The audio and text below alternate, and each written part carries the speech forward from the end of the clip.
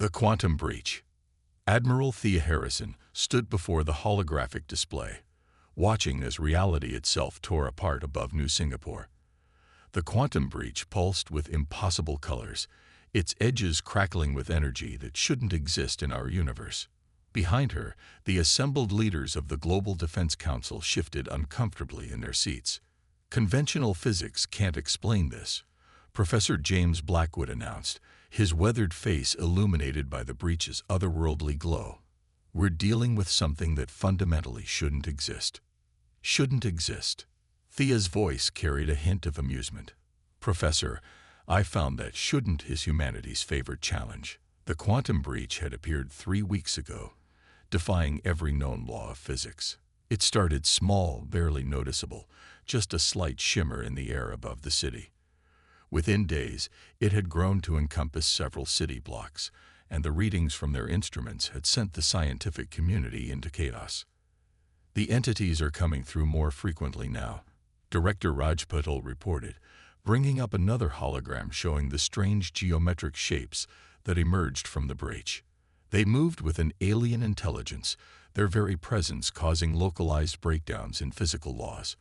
We've lost contact with 3 research teams who got too close.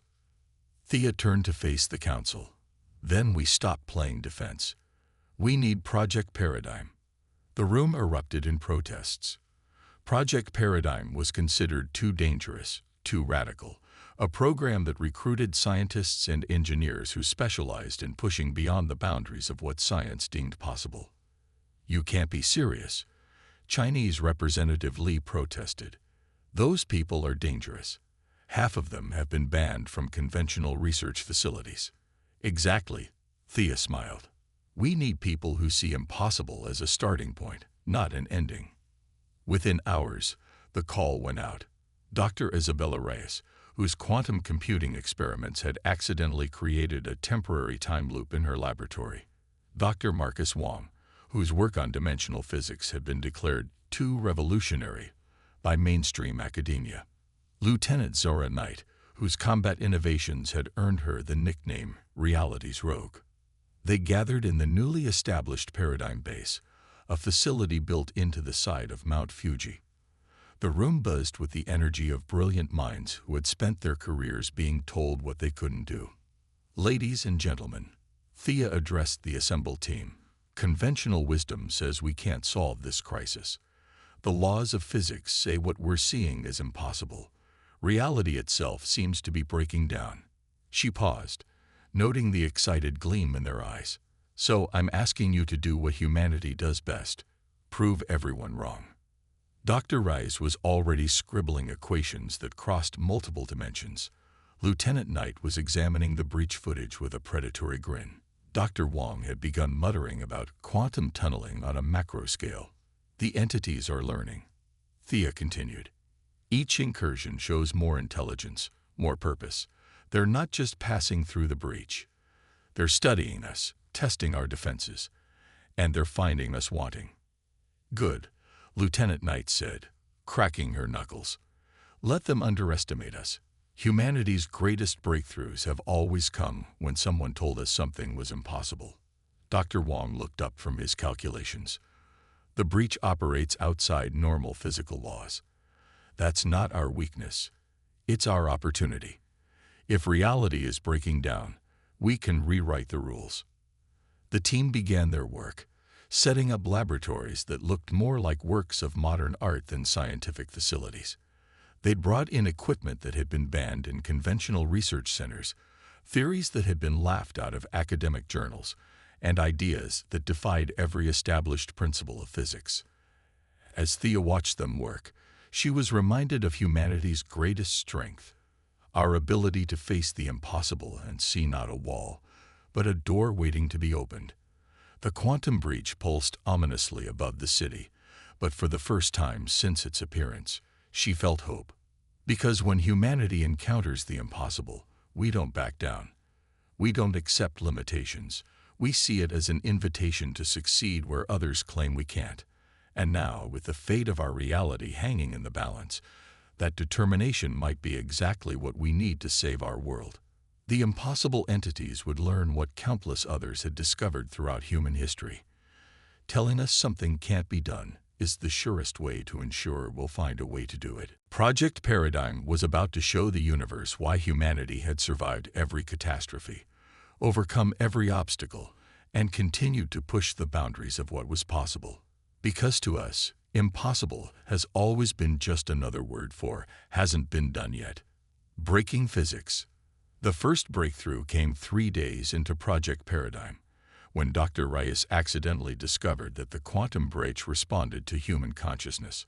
She'd been running a standard analysis when her frustration peaked, and the breach's energy patterns shifted in response to her emotional state. It's not just responding, Dr. Wong observed, examining the data streams. It's resonating. The breach isn't just a tear in space-time. It's semi-sentient. Lieutenant Knight immediately saw the tactical implications. If it can respond to our thoughts, we can influence it, maybe even control it. The team worked tirelessly, developing what they called the Consciousness Interface Network, CIN. It looked like a mess of quantum processors, neural interfaces, and what appeared to be a modified coffee maker that Dr. Wong insisted was crucial to the operation. The entities aren't just breaking our physics, Dr. Rice explained during a project review. They're implementing their own rule set. But here's the beautiful part. Human consciousness naturally operates outside strict physical laws. Our creativity, our intuition, these things already break conventional physics in small ways. Admiral Harrison watched as they tested the interface. The volunteers wore neural links that looked more like abstract art than military hardware. Each attempt to connect with the breach revealed more about its nature. It's not random, Lieutenant Knight reported, removing her neural link after another session. The entities are searching for something. Each incursion follows a pattern. They're mapping our reality, looking for weak points. The breakthrough came from an unexpected source.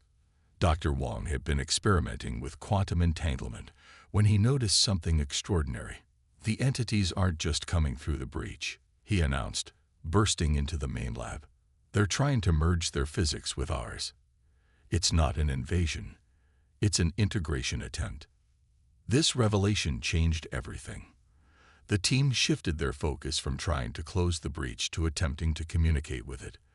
They modified the CIN to transmit human thought patterns directly into the quantum field. The first test nearly ended in disaster. The volunteers' consciousness resonated too strongly with the breach, causing a cascade of reality distortions throughout the facility. Coffee cups phased through tables. Time ran backwards in several laboratories, and for 6 hours, gravity became more of a suggestion than a law. But they learned from each failure. The team discovered that human creativity, our ability to imagine the impossible, could be used to stabilize the reality distortions. When they thought outside physical laws, they could actually influence how those laws operated near the breach. It's like teaching reality to bend instead of break, Dr. Rice explained as they refined their approach. We're not fighting the impossible. We're embracing it, directing it. The entities noticed. Their patterns changed, becoming more focused, more deliberate. They began responding to the human consciousness signatures, attempting to establish their own form of communication. Lieutenant Knight developed new training protocols, teaching operators to control reality distortions through focused thought. Think of it like learning a new language, she instructed. Except instead of words, we're using impossible concepts to communicate. The project attracted attention from both supporters and critics. Some called it dangerous, claiming humanity wasn't ready to manipulate fundamental physics. Others saw it as our species' next great leap forward. Admiral Harrison stood firm against the critics. Throughout history, every major advancement was called impossible before it was achieved. Flight, space travel, quantum computing, all were deemed beyond our reach.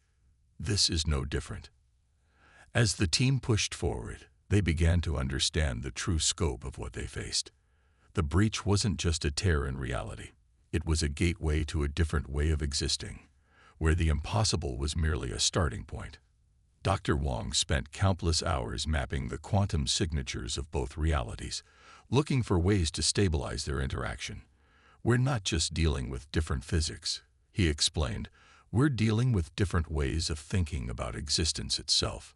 The entities continued their probing incursions, but now the Project Paradigm team could respond, could communicate in the language of broken physics and impossible mathematics.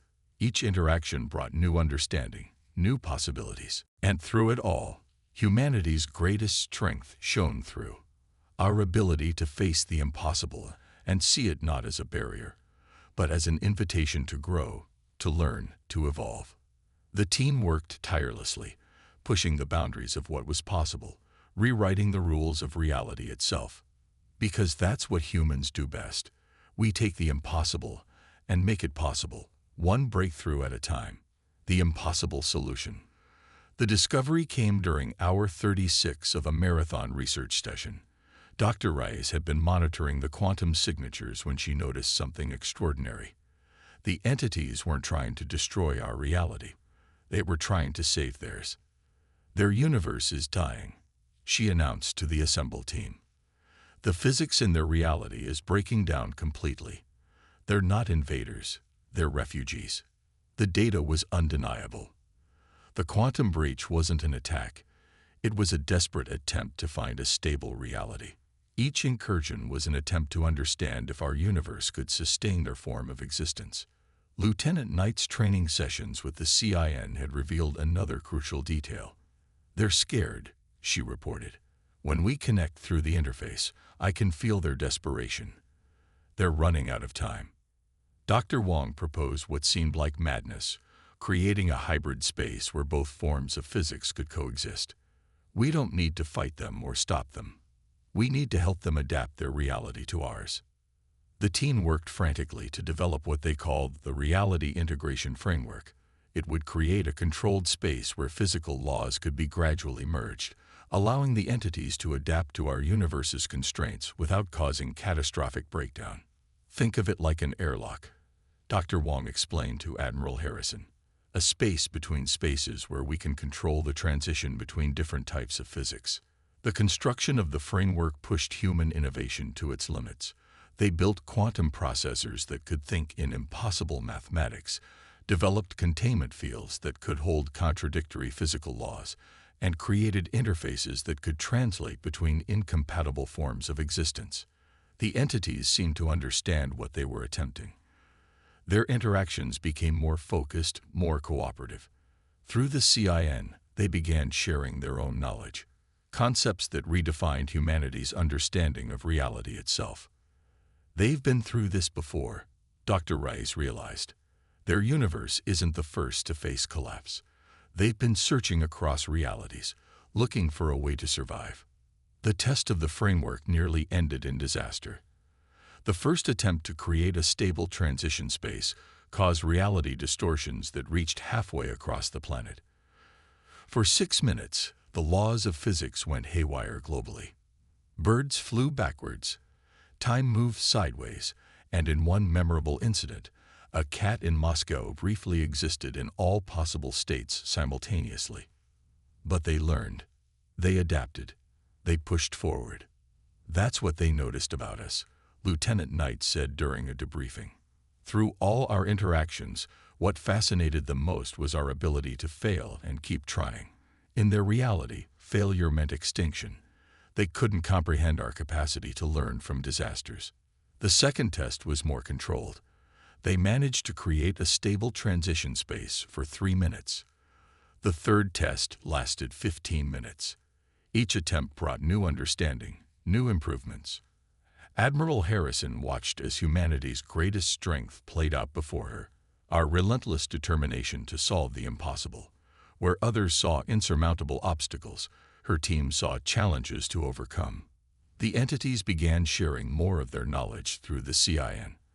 They taught humanity about forms of physics we had never imagined, showed us ways of thinking about reality that revolutionized our understanding of existence itself. "They're not just teaching us their physics," Dr. Wong realized. "They're learning from us too, our creativity, our adaptability." These are concepts foreign to their existence. We're evolving together. As the team refined the framework, they discovered something unexpected. The hybrid space they were creating wasn't just a temporary solution. It was something entirely new. A place where impossibility itself became a resource, where the boundaries between what could and couldn't be done ceased to exist. Project Paradigm had set out to save humanity from an impossible threat. Instead, they were about to help create something unprecedented, a new way of existing that combined the best of both realities. Because that's what humans do when faced with the impossible. We don't just solve it, we transform it into something amazing. Reality's edge. Time became meaningless in the hybrid space. The reality integration framework hummed with impossible energies as both species worked to stabilize the merger of their physics. Through the CIN, humanity learned that the entities called themselves the continuum, beings who had evolved beyond physical form into pure quantum consciousness. Dr. Reyes discovered the critical flaw first. The framework is destabilizing, she announced, her hands flying over holographic controls. The merger is causing cascade failures across both realities. The continuum confirmed her findings through the neural interface. Their attempts to adapt to our physics were creating ripples of instability that threatened both universes. The very act of trying to save them was accelerating the collapse of their reality. Lieutenant Knight proposed a radical solution. We're thinking too conventionally. We're trying to make their physics work with ours. What if instead, we create something entirely new? Dr. Wong understood immediately. Not a merger of existing physics, but the birth of new physical laws. We're not trying to save their universe or protect ours. We're going to create a third option. The team worked frantically as reality itself began to unravel around them. The continuum shared their knowledge of universe creation, while humanity contributed their unique talent for imagining the impossible. Their universe is dying because it became too rigid, Dr. Reyes explained. Ours maintains stability through constant change and adaptation. We need to create a reality that combines both principles. The new framework they designed defied conventional physics. It would create a pocket universe with laws flexible enough to support both species, yet stable enough to prevent collapse. The calculations alone made the most advanced quantum computers smoke. Admiral Harrison faced the hardest decision of her career. The energy required to create this new reality would consume significant portions of both universes. Billions of light years of space would be sacrificed to create something that might not even work. The continuum shared their own perspective through the CIN. They had witnessed the death of countless realities, each one too rigid to adapt, too set in its ways to survive. In humanity, they saw something unique, a species that thrived on change, that saw impossibility as a challenge rather than a limit. As reality continued to fracture around them, the team initiated their desperate plan. The framework began drawing energy from both universes, converting it into something entirely new. The process created distortions that rippled across existence itself. Lieutenant Knight coordinated the consciousness interfaces, keeping both species in sync as they guided the formation of new physical laws. Dr. Wong monitored the quantum stability, making microscopic adjustments to prevent catastrophic collapse. Dr. Reyes managed the energy flows, ensuring neither universe was drained too quickly. The process defied description. Space folded in ways that shouldn't be possible. Time flowed in multiple directions simultaneously. The very fabric of reality trembled as something new took shape within the framework. And through it all, humanity's greatest strength shone through. Our ability to face the impossible and reshape it into something magnificent. The team worked with a determination that amazed even the continuum, refusing to accept failure as an option.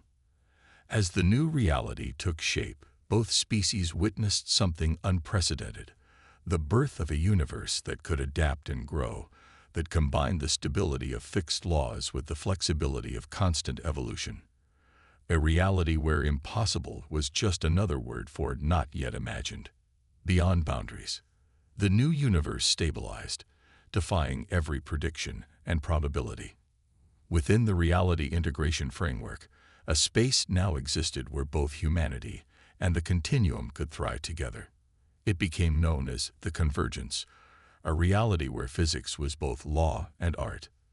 "We've done more than save two species," Dr. Rice observed through the neural interface. "We've proven that the impossible is just a temporary state of mind." The convergence grew, a pocket universe nestled between realities. The continuum shared their knowledge of quantum consciousness, while humanity taught them about adaptation, creativity, and the power of embracing change. Together, they began exploring the potential of their shared creation. Dr. Wang's instruments recorded phenomena that redefined the boundaries of science. In the convergence, thought and reality intertwined. Physical laws could be rewritten through focused consciousness, yet the space remained stable through a complex dance of order and chaos. Lieutenant Knight led the first human teams into the new space, teaching them to navigate a reality where intention shaped existence. "The key," she explained, "isn't controlling the impossible. It's learning to flow with it." The project had succeeded beyond anyone's wildest expectations. Not only had they saved the continuum from extinction, but humanity had also gained access to understanding that transformed their civilization. The boundaries between technology and consciousness began to blur as humans learned to interface directly with reality itself. Admiral Harrison stood at the observation point, watching as teams of humans and continuum entities worked together in the convergence. The space rippled with impossible colors as new discoveries were made, new potentials unlocked.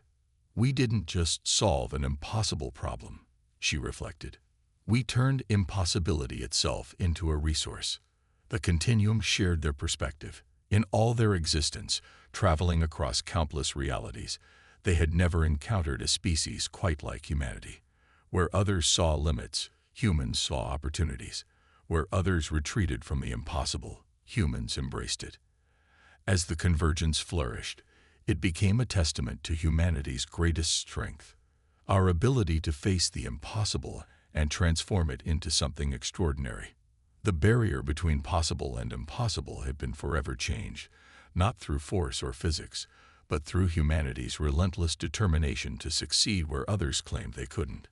In the end, the quantum breach that had threatened Earth became the gateway to humanity's greatest adventure. They had proven once again that impossible was nothing more than a challenge waiting to be overcome. Because that's what humans do. We see the impossible not as a wall, but as an invitation to explore what lies beyond. Years later, Admiral Harrison stood at the edge of the convergence, watching new teams of human continuum hybrid researchers push the boundaries of what was possible. The observation deck hummed with energy as reality itself danced around them. Dr. Rice, now Director of Convergence Studies, approached with data from their latest breakthrough. "We've mapped the signatures of a dozen more failing universes," she reported. "The continuum says we can save them all." Harrison smiled, remembering that first impossible crisis that had brought them here. What had started as a threat to humanity's existence had become their greatest achievement, not just solving the impossible, but mastering it. Through the neural interface, she felt the continuum's collective appreciation.